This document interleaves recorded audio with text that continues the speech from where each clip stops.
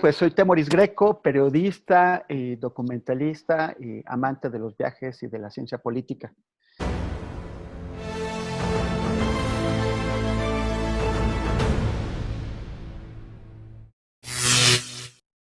Y soy autor de ya 7 libros. El próximo mes sale No se mata la verdad, un libro sobre la violencia contra los periodistas en México. En México sale el libro porque otro libro parecido, no el mismo libro, pero con el mismo origen, salió en Nueva York hace ya como unos 3 meses, Killing the Story. Y también pues participé con mi colectivo Ojos de Perro en varios documentales como No se mata la verdad y Mirar morir el ejército en la noche de igual. En algún momento cuando era muy chico, cayeron en mis manos unos libros de Julio Verne que venía el texto, pero venían también historietas. O sea, tú podías leer el texto o la historieta, ¿no? Entonces empecé leyendo las historietas y después, ya que quería saber más, ¿no? Pues así como que, bueno, ¿y esto por qué? Y algo no quedaba claro.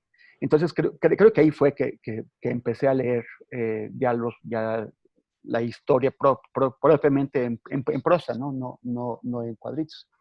Leí Miguel Strogoff y El viaje al fondo del mar y bueno, así, ya estaba fascinado con eso. Y después creo que fue Salgari. Creo que lo que me encantó después fueron las novelas de Emilio Salgari sobre Sandokan, el tigre de la Malasia, y la serie de Capitán Tormenta, que yo creo que ahora, en donde es las tendencias de los tiempos han generado que muchos más personajes sean femeninos en la literatura. Antes, como tú sabes, la mayor parte de los personajes eran masculinos. Pues en el caso del Capitán Tormenta, la sorpresa es que este héroe medieval que está defendiendo Famagusta frente a los turcos, en realidad es una mujer que está disfrazada de hombre, ¿no? Eso te enteras más adelante en la novela. Pero bueno, es muy, yo creo que ahí es el principio cuando me empecé a encantar.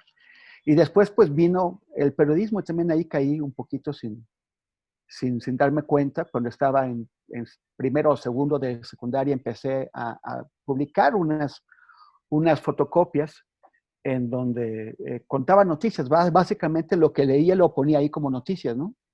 Le puse título, se llamaba Libertad, diario independiente en el país de los absurdos. Y pues no sé, o sea, me encantaba hacer eso. No había una creación mía, yo no estaba escribiendo, solamente estaba las noticias que me parecían importantes, ahí las ponía. Quiero empezar por uno que no he leído, que tiene como 2 años y medio, así, ya sabes, ¿no? Esperando, así, en la cabecera de la cama, pero como me comentabas hace un rato antes de que empezáramos esta entrevista, manejo muchos temas de actualidad y eso me obliga a estar leyendo constantemente todo el tiempo cosas o sea, información diaria o información de profundidad o libros que tienen que ver sobre los temas que estoy trabajando y pues bueno, Adriana Abdo, autora de Apreciable Señor Wittgenstein, me va a tener que perdonar porque todavía no lo he leído, pero estuve en la presentación del libro en la Casa Lam, aquí en la colonia Roma de la Ciudad de México, y escuché a varias personas que aunque era la presentación ya lo habían leído, ya ella, pues gente a la que ella consultó, que les pidió que le dieran consejos o que lo leyeron para hacer la presentación. Y todo el mundo coincide en que es una novela de muy alta calidad, muy interesante, muy apasionante, pero que además trata sobre temas, o sea, una de las cosas, hice una pregunta a la autora, porque le dije siempre, los autores europeos han escrito sobre el resto del mundo, pero es privilegio de ellos escribir sobre Europa.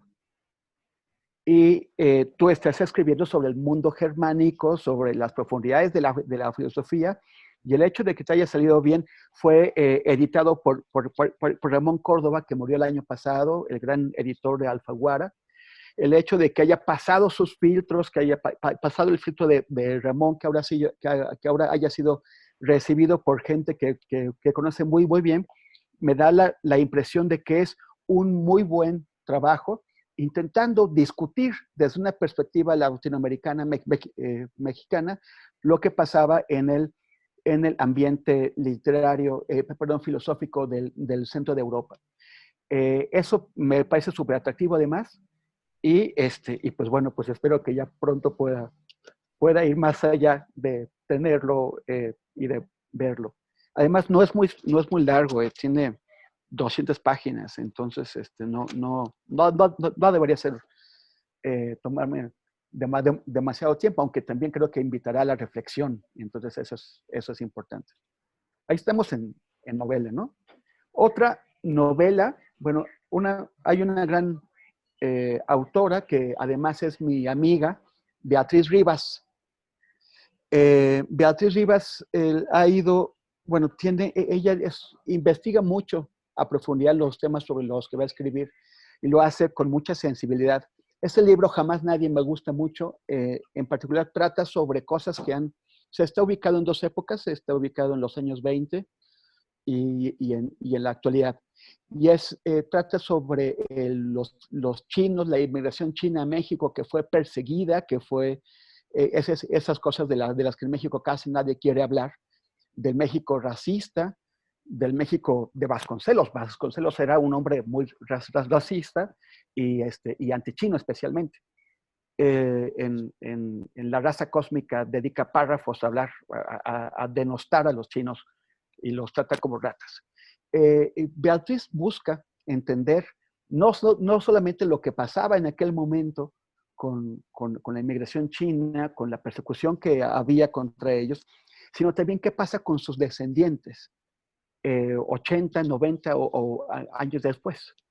Y además se mete en otro tema que me parece que a mí como hombre me parece súper interesante, que es el de la mujer en su edad madura, los problemas y las inseguridades y los retos que enfrenta una mujer que ya tiene, que ya está en sus 60 y tantos.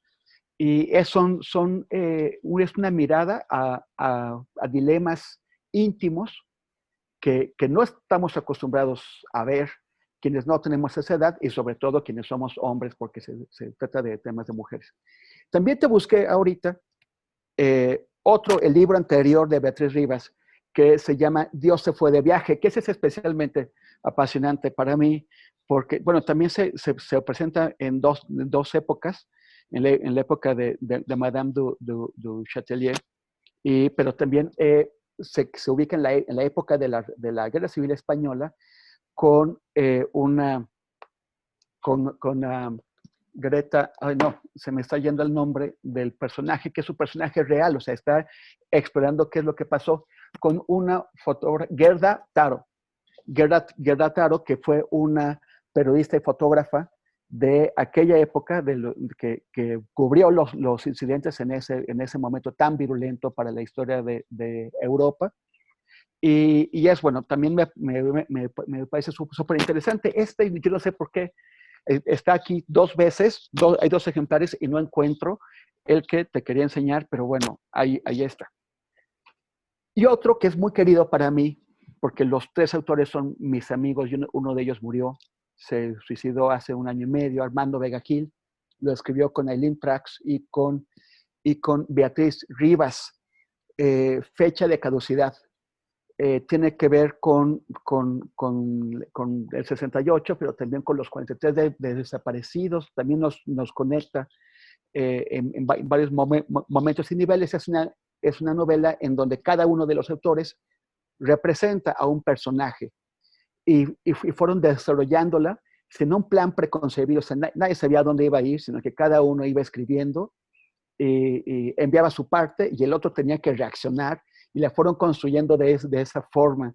Es muy bella y además ahí pues Armando estaba proyectándose mucho y el caos íntimo que él traía se refleja. O sea, yo aquí pues prácticamente Armando Vega Gil nos estaba anticipando la decisión que después tomaría y con la cual nos abandonó.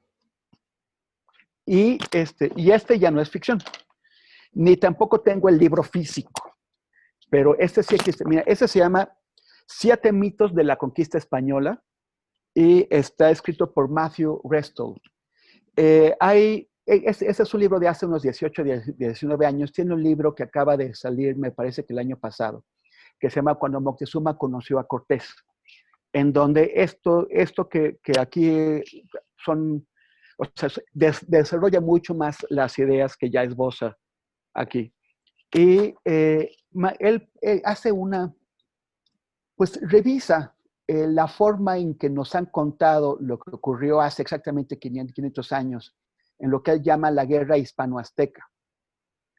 Que yo ahí tendría pues alguna, o sea, ya que estamos revisándonos, yo diría que habría sido la guerra castellano-mexica, porque en aquel tiempo la idea de España todavía era muy nueva, los reinos de Castilla y de Aragón acababan de unirse, todavía tenían gobiernos separados, estaba unida la soberanía bajo los reyes católicos, pero en realidad cada uno tenía un gobierno, instituciones propias, y la gente se identificaba más como castellana o como aragonesa que como españoles.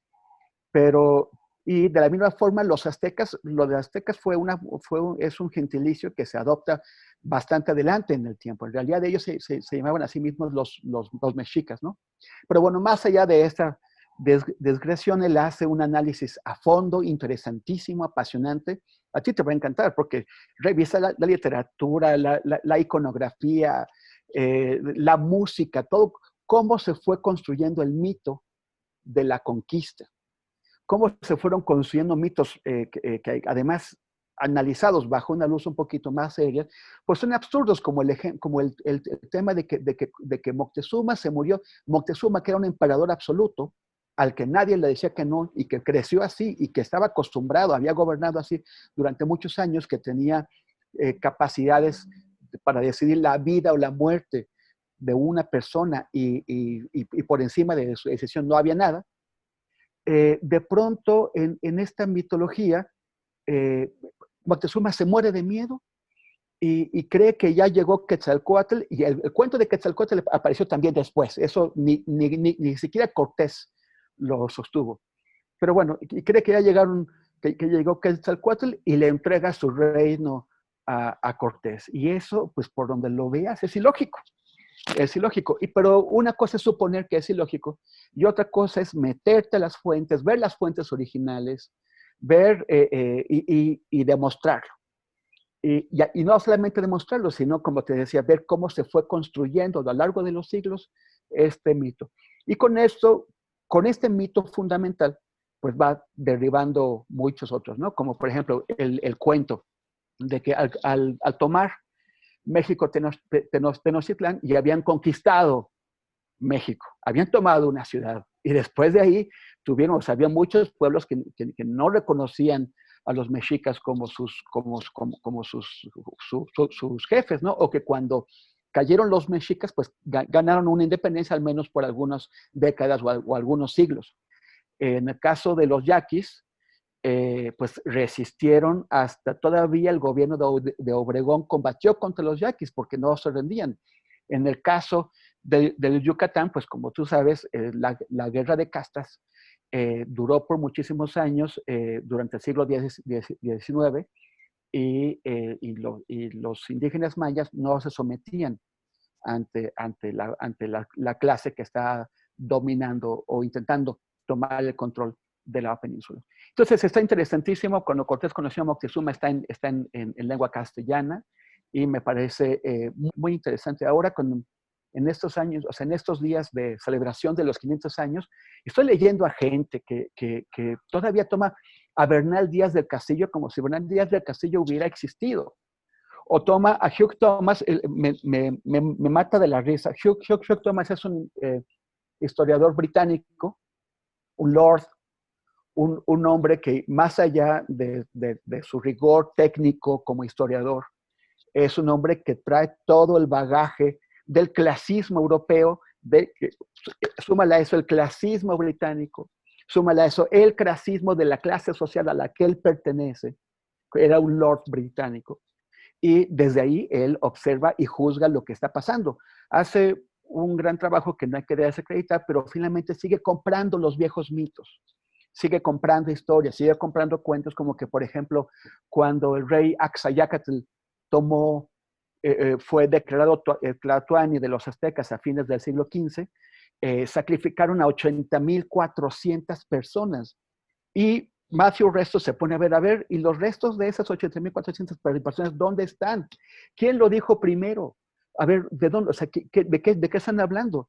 ¿Cuál era la población de la región en aquel momento? O sea, ¿cómo puedes tú aceptar tan fácilmente que se hizo una matanza tal? Que había sacrificios, sí, que había abusos, sí, comparables a los que eran normalmente los que hacía la Inquisición o los que hacían los piratas o los que hacía la monarquía francesa, o sea, ¿no? Hubo una demonización de prácticas que en aquel tiempo eran muy comunes a lo largo del mundo, no solamente del ámbito europeo y americano, ¿no?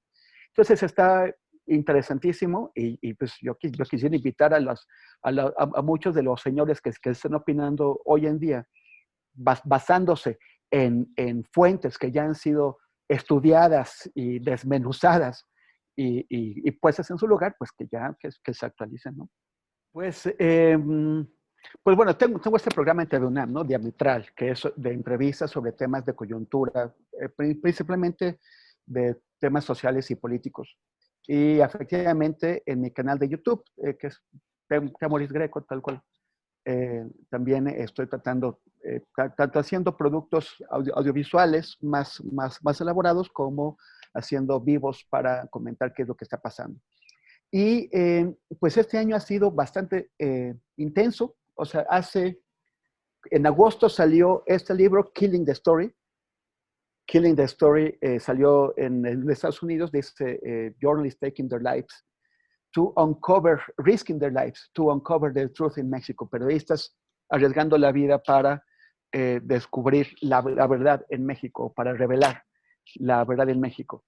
Este libro surge a partir de No se mata la verdad, que es un documental que sacamos hace 2 años que contaba qué es lo que había pasado el periodismo entre 2015, 16 y 17, ¿no? Años en donde hubo pues muchos asesinatos de periodistas, lo sigue habiendo, pero ya nos quedamos en el 17 para el documental. Los libros avanzan. O sea, a partir de esos libros empecé a escribir un libro, pero es un libro que acabó tomando, o sea, como fue pensado para el público de Estados Unidos, para los lectores de Estados Unidos, y con el apoyo de un editor, porque yo dije, voy a hacer un libro para que los gringos entiendan qué es lo que está pasando en México con los periodistas. Pero una cosa es lo que yo me imagino que los gringos necesitan saber y otra cosa es lo que un editor experimentado me dice, oye, no, eso no queda claro, eso hay que ser mexicano para saberlo, eso tienes que profundizar más, eso está débil. Entonces acabó siendo un libro muy pensado así para ese público. Pero hacía falta uno para el público mexicano. Entonces tuve que seguir otra línea, hacer otra estructura y tener otro nivel de profundidad, o sea, es más profundo para los mexicanos porque pues son nuestros problemas, es lo que está pasando en México. Y además, y en otros aspectos no tenía que explicar tanto porque eso ya lo sabemos, ¿no? Ya cualquiera que ande por aquí más o menos informado lo sabe. Entonces acabaron siendo dos libros distintos. El mexicano sale el próximo mes, sale en noviembre en HarperCollins y se llama igual que el documental, No se mata la verdad. Y antes que eso, publiqué Ayotzinapa, Mentira Histórica, Estado de Impunidad de Estado, que también se origina en otra película documental que hicimos en Ojos de Perro. Nuestra película se llamó Mirar Morir, el ejército en la noche de Iguala, y es sobre los 43 de desaparecidos. Pero bueno, lo audiovisual tiene ventajas y tiene desventajas, ¿no? Te ayuda a entender aspectos de lo que está ocurriendo, que no sería lo mismo si nada más te lo cuentan por escrito, pero también no permite tener un nivel de profundidad tan grande como el que tiene un libro en donde sí tienes el espacio que necesites para explicarlo. Entonces, este es el otro libro. Y los anteriores, bueno, no había visto, te contaba hace un momento, que nunca había juntado los 6 libros publicados, falta el que sale en noviembre.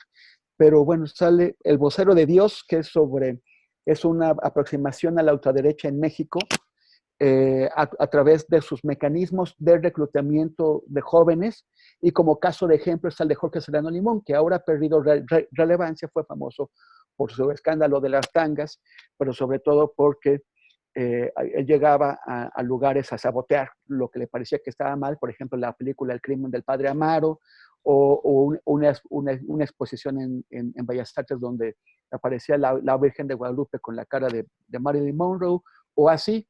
Entonces, él pensaba que era muy eficaz saboteando obras artísticas y presentaciones y eventos, y en realidad lo que hacía era llamar la atención. Entonces, El crimen del padre Amaro, que para mí es una película más bien malita, pues fue en su momento el taquillazo mexicano más importante, hasta la película más vista. Nosotros esperábamos, con El vocero de Dios, lo escribí con Salvador Frausto, nosotros esperábamos que nos hiciera alguna maldad para poder vender muchos libros. Pero una cosa que explicamos es eso, que su activismo es contraproducente, va contra sus propias causas. Y yo creo que alguien lo leyó y le dijo, mira, Jorgito, ayúdate a ti mismo, cállate y véate para tu casa. Y lo hizo. Desde que sacamos ese libro hace 12 años, eh, su, de, canceló su presencia pública. Solo hace como 3 años salió porque lo detuvieron, lo metieron a la cárcel tres días por el robo que hizo de dinero público, pero luego alguien pagó su fianza de 25 millones de pesos, no se sabe quién, y salió. Bastante África, sobre un viaje que hice a África del Sur y del Este, trata temas de racismo, sobre la lucha contra el SIDA, sobre el encuentro entre la gente. La Ola Verde, que es una crónica de una insurrección que hubo en Irán en 2009, la Ola Verde, porque la gente que estaba en esa insurrección se vestía de color verde. Y que ya leíste tú, Canás francotiradores de la Siria rebelde, que es sobre una experiencia que estuvo a punto de terminar en una tragedia horrible, porque sufrimos un secuestro, 2 periodistas más y yo, en Alepo, esta ciudad que fue bombardeada por los rusos, que estaba partida a la mitad entre el gobierno sirio y los insurrectos. Y ahí, pero bueno, pero o sea, cuenta esa experiencia y otras más. Entonces, así rápidamente consumí toda mi obra literaria.